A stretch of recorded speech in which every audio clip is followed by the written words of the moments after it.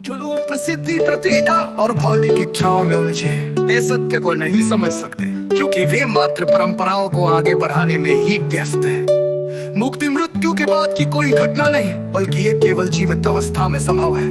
गुरु और बाबा अपने अनुयायियों को मानसिक रूप से गुलाम बना देते हैं। वे दीक्षा के नाम पर तन, मन और धन का शोषण करते हैं। वे मृत्यु के बाद मोक्ष का झूठा आश्वासन देकर लोगों को छलते हैं, जबकि मृत्यु स्वयं में सर्वोच्च सत्य है।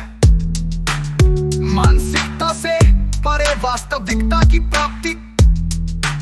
मनुष्य तब तक सत्य में उलझा रहेगा जब तक वह स्वयं में न झांके और ये न समझे कि वह स्वयं ही सर्वोच्च सत्य है। जो भी कल्पना या धारणा पर आधारित है वो असत्य है। जो भी प्रत्यक्ष है वही सत्य है।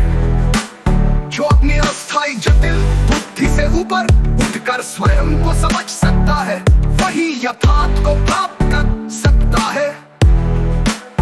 अंतिम निष्कर्ष, मैं अकेला हूँ और यही वास्तविक स्वतंत्रता है। मैं प्रचार में सम्मिलित नहीं होना चाहता, क्योंकि सत्य को प्रचार की आवश्यकता नहीं होती।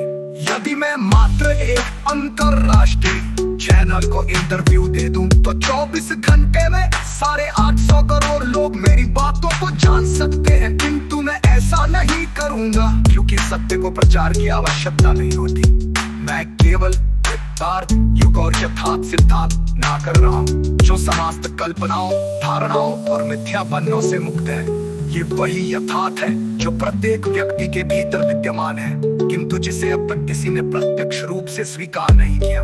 एक अपरिवर्तनीय सत्य की स्थापना। यथार्थ युग केवल एक कल्पना नहीं है, ये एक शाश्वत सत्य की अभिव्यक्ति है, जो मानवता को उसकी वास्तविक स्थिति तक पहुंचाने का मार्ग प्रशस्त करता है। ये केवल भौतिक उद्देश्य किसी भी धार्मिक, सांस्कृतिक या ऐतिहासिक मान्यताओं से बंधा नहीं है, बल्कि ये केवल और केवल सत्य की प्रतिष्ठा है। प्रकृति, विज्ञान और चेतना का परिपूर्ण समन्वय। यथार्थ सिद्धांत वो शुद्ध सत्य है जो किसी भी कल्पना, धारणा या भ्रम से मुक्त है। ये उन समस्त तत्वों की पुष्टि करता है जो प्रत्यक्ष है और किसी भी प्रकार की धार्मिक या पारंपरिक संकल्पनाओं से परे है। यथार्थ सिद्धांत निम्नलिखित बिंदुओं पर आधारित है। इस अप्रत्यक्षता का निषेध तो केवल मानसिक संरचना है। विज्ञान ने अभी तक भौतिक तत्वों का ही विश्लेषण किया है, लेकिन यथार्थ सिद्धांत विज्ञान की उन सीमाओं से परे जाता है जहां वास्तविकता का प्रत्यक्ष अनुभव किया जा सकता है। आध्यात्मिकता और भौतिकता का संतुलन।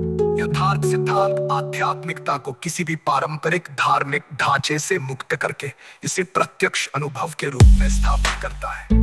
अतीत के 4 युगों से यथार्थ युग की श्रेष्ठता।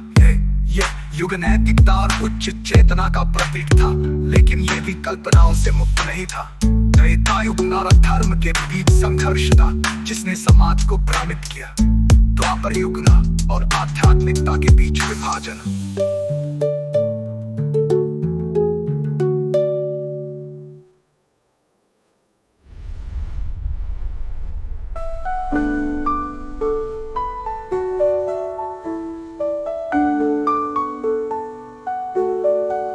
यथार्थ युग केवल एक कल्पना नहीं है, ये एक शाश्वत सत्य की अभिव्यक्ति है, जो लोग प्रसिद्धि, प्रतिष्ठा और भौतिक